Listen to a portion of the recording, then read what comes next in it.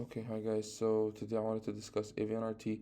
As you know, we only stick to ECG when it comes to this channel or these videos. So first of all, this is a general approach up here, and basically it's a supraventricular arrhythmia. The rhythm is a regular rhythm, which means the RR intervals will not be changing, and the site of origin of the arrhythmia is the AV node. It's a re-entrant arrhythmia, which means basically like a circuit kind of thing where it goes like that. Cool. Supraventricular means it's coming from the above the ventricles. It's coming from the AV junction between the atrium and the ventricles at the AV node. Okay, cool. 30 seconds just to understand what's happening. Okay, in normal people, let's say this is the AV node. Okay, there's a fast and a slow pathway. The fast pathway also has a slow refractory period. It has a slow refractory period. That means that to come back to be able to like shoot signals down again, it's gonna take some time. But the slow pathway, it has slow conduction, but a fast refractory period, so it recovers quickly. Cool, cool. So signal comes down, obviously it's going to go down the fast pathway. Because this fast pathway reaches down quicker, it's going to depolarize the rest of the heart basically, and it will also go up here, and basically the slow and the fast pathway will like kind of like neutralize each other. So you'll just get one signal going down to the ventricles, right? So you go not do do do, right? It's just do do. Cool. What can happen is, let's say someone has a atrial what's it called? Atrial like I forgot the freaking word. Premature beat. Premature beat. Atrial premature beat. Okay, it's gonna come here while the slow guy recovers fast, but the fast guy is still gonna be in recovery. So let's say someone gets an atrial premature beat, it's gonna come down. Fast guy's in recovery, it can't go down. But slow guy's ready to go, so it's gonna go, but it's gonna reach. By the time it reaches, it's gonna go down to the ventricles. At the same time, it's gonna go up here and block this one again. It's gonna go up here through the fast pathway and go up here. By the time it reaches up to back to the, let's say to the, what's it called, to this part of the AV node, the where I'm pointing at, it's gonna go up to the atria, right? So it's gonna go up to the atria, and then again, it's also gonna continue down here. So you're gonna get like a circle. It's gonna go boof, and then up, and then down, up, like that. You get it? Cool. This is known as the slow fast Avnrt, where the thing is going down, where the signal is going down the slow pathway. Okay. Hope you guys understood it. I know it can be confusing. Okay, this is 90% of cases. You can have the other different cases where it comes down, for example, here, other things like that. Okay, shortcut to recognize it: regular tachycardia, so it's going to be regular, so RR intervals not changing, narrow QRS less than 120 milliseconds, or 3 small boxes. P waves may be absent or visible. You might see them, you might not see them. If you see them, they're going to be retrograde, because you remember the P wave is coming, the signal is coming up, right?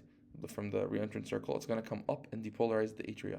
And imagine when the signal's coming down from the SA node to the AV node, we get a positive P wave in 2,3 AVF. So now that it's coming upwards, we're going to get a negative P wave in 2,3 AVF.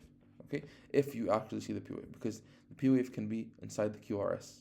So let's say as it comes down here, the signal, it's also going to go up the fast pathway and depolarize the atria. So the P wave, the atrial depolarization, might happen like within, let's say, the end of the QRS complex. So you won't actually see the atrial, because the QRS complex has higher amplitude. You might also see it like slightly after, because if it reaches a bit later, like or later than the ventricular, you might see it a bit afterwards. But yeah, that's okay. So cool. Retrograde conduction. Cool. Retrograde POF can be obscured by the corresponding QRS. I just told you what that is, or it occurs at the end of the QRS complex as a pseudo R wave. It's gonna look like this is the QRS, let's see, and you're gonna have like this a small like bump at the end. That's called a pseudo R wave, or R prime, because this is the R and this is like R prime, and then you can have or like a S wave. Okay, cool. Whatever. S wave, I haven't really seen it. I've seen pseudo R wave for now. Don't worry, exactly. Let's just find the stuff on the ACG. We said 3 things. First of all, is the rhythm regular or not? The rhythm is regular. Is it wide or narrow? It's narrow complex. It's less than 3 small boxes. Cool. Wide or narrow? It's narrow, less than 3 small boxes, and it's regular. I'm already thinking about Avnrt. Screw the P wave, right? So this, for example, this can be a pseudo R wave. Look at lead V1. This is a prominent pseudo R wave, right? V1, you can see a prominent pseudo R wave. I know it's Avnrt. Okay? Look here.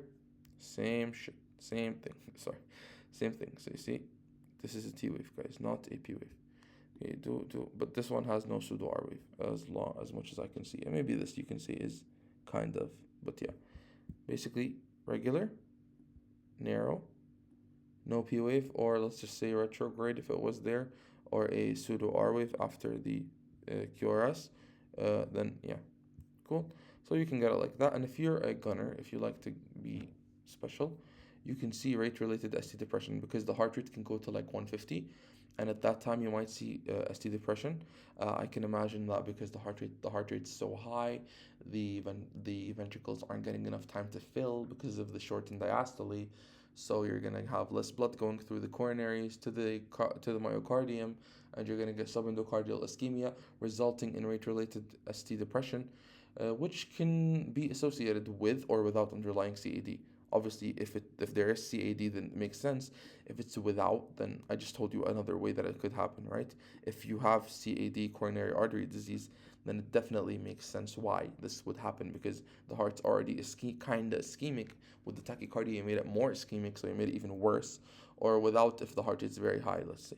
You might also see QRS alternans, which is the QRS complex gets like higher, shorter, higher, shorter, higher, shorter. This it's not very prominent here. I just wanted an example. Like here, look. Right, QRS alternans. The thing is here that after you normalize the rhythm, because this is Avnrt, it's classically like, how do you work on it? You just try to slow the heart rate down, or slow down the conduction in the AV node. So you do things like vagal maneuvers, adenosine, 612 mg.